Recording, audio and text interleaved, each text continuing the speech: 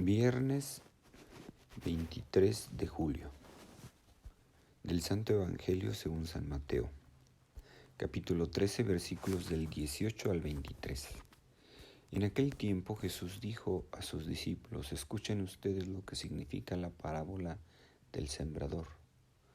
A todo hombre que oye la palabra del reino y no la entiende, le llega el diablo y le arrebata lo sembrado en su corazón. Esto es lo que significa los granos que cayeron a lo largo del camino. Lo sembrado sobre terreno pedregoso significa al que oye la palabra y la acepta inmediatamente con alegría, pero es inconstante, no la deja echar raíces y apenas viene una tribulación o una persecución por la causa de la palabra y sucumbe.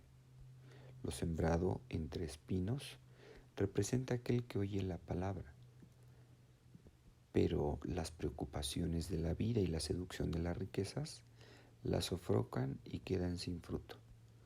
En cambio, lo sembrado en tierra buena representa a quienes oyen la palabra, la entienden y dan fruto.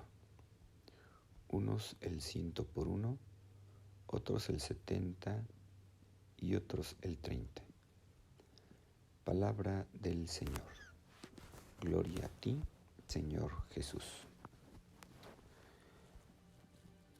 Hermanos, en el Evangelio de la Misa, esta parábola del sembrador nos enseña cómo la semilla de la gracia cae en terrenos muy diferentes, entre espinos, entre el camino endurecido, por donde pasan las gentes, cayó también en terreno pedregoso y en tierra buena.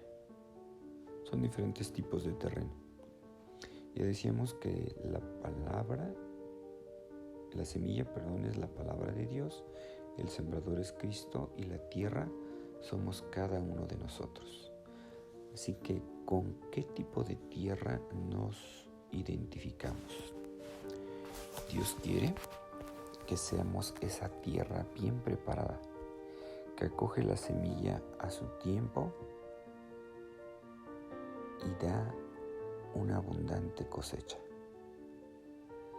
Y algo que ayuda mucho a dar esos frutos que Dios espera de nosotros son esas virtudes naturales que constituyen en el hombre,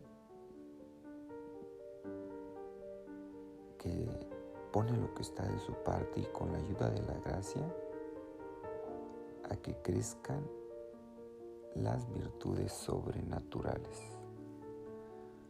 Muchos que quizá por ignorancia viven alejados de Dios, pero han cultivado esas disposiciones nobles y honradas, están bien dispuestos y preparados para recibir la gracia de la fe, porque el comportamiento humano compone ese punto de apoyo para el edificio sobrenatural. Es decir, las virtudes humanas son los cimientos sobre los que se puede construir el edificio de la vida espiritual fuerte. Por eso, hermanos, la vida de la gracia en el cristiano no está superpuesta a nuestra realidad humana, sino que la penetra y la enriquece y la perfecciona. De este modo se explica que si la Iglesia exija a sus santos el ejercicio heroico, no solo de las virtudes teologales, sino también las morales y humanas, y que las personas estén verdaderamente unidas a Dios por el ejercicio de las virtudes teologales, fe, esperanza y caridad, que se perfeccionan también desde el punto de vista humano, se afinan en su trato, son ser leales, ser corteses, ser generosos, ser sinceros, ser personas pacientes, ser amables, pues precisamente porque tienen colocados en Dios todos los afectos de su alma. Por eso, hermanos, el orden sobrenatural no prescinde del orden natural, ni mucho menos lo destruye. Por el contrario, lo levanta y lo perfecciona. Y cada una de las órdenes presta al otro su auxilio, como un complemento proporcionado a su propia naturaleza y dignidad, ya que ambos proceden de Dios, que no pueden menos de estar de acuerdo consigo mismo. Aunque en situaciones especiales la gracia puede transformar por sí mismo a las personas, recordemos que el camino ordinario, o sea, lo normal, es que requiere las virtudes humanas. ¿Cómo podría, por ejemplo, arraigar la virtud cardinal de la fortaleza en un cristiano? Que no se venciera en esos pequeños hábitos de comodidad, de pereza, que estuviera excesivamente preocupado por el tráfico, que si hace frío, que si hace calor, que si llueve, que está pendiente únicamente de sí, de su comodidad. ¿Cómo podría el optimismo ante las adversidades, ante las diversas circunstancias, ¿verdad?, que puede haber como consecuencia de la vida? El tráfico, decíamos, y el clima, dificultades.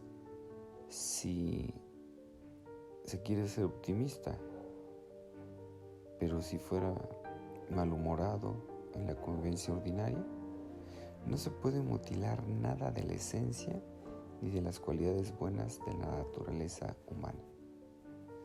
Despersonalizarse en aquello que de bueno tiene el hombre es lo más ruinoso que puede hacer un cristiano. Desarrolla tu naturaleza, tu actividad humana. Desarróllala hasta el máximo, hasta el infinito. Tal vez un ejemplo que nos puede ayudar para ver la importancia de hacer fructificar esa palabra de Dios, pues es, el ejemplo de San Ignacio de Loyola, comentando con una persona, un padre que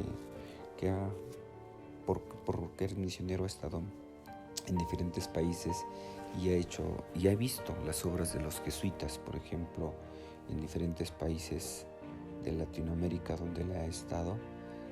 Pues al ver las construcciones, ¿verdad?, de sus iglesias, de sus colegios, pues de las obras que realizaron, dice una, caray, pues esto lo hizo alguien pues que trabajó mucho, y esto lo hizo asesorándose pues de mucha gente, ¿verdad? Ahí se ve, al ver la majestuosidad de los templos, de sus colegios, pues de todas las misiones que hicieron los jesuitas, dice uno, pues sí que pusieron a trabajar sus talentos, ¿verdad? La inteligencia, asesorarse de gente, qué sé yo, de ingenieros, de arquitectos de su momento, gente que sabía del ramo de la construcción, gente que sabía de economía, cómo organizar. Vaya, o sea, fue una gente que humanamente en su momento pusieron todo el talento humano, y bueno, y con la gracia de Dios, pues esto pues se multiplica, ¿verdad? Pero la parte humana ahí se ve, ¿verdad? O sea, las virtudes humanas ahí se ven, su constancia, perseverancia, esa creatividad, esa innovación, pues para poner a trabajar todos sus talentos y hacer fructificar la gracia de Dios. Pues pidámosle al Señor, hermanos, que también nosotros pongamos a trabajar nuestras virtudes humanas para que la gracia de Dios, la palabra de Dios, dé fruto abundante. Pues les deseo que tengan un feliz día. Que Dios los bendiga.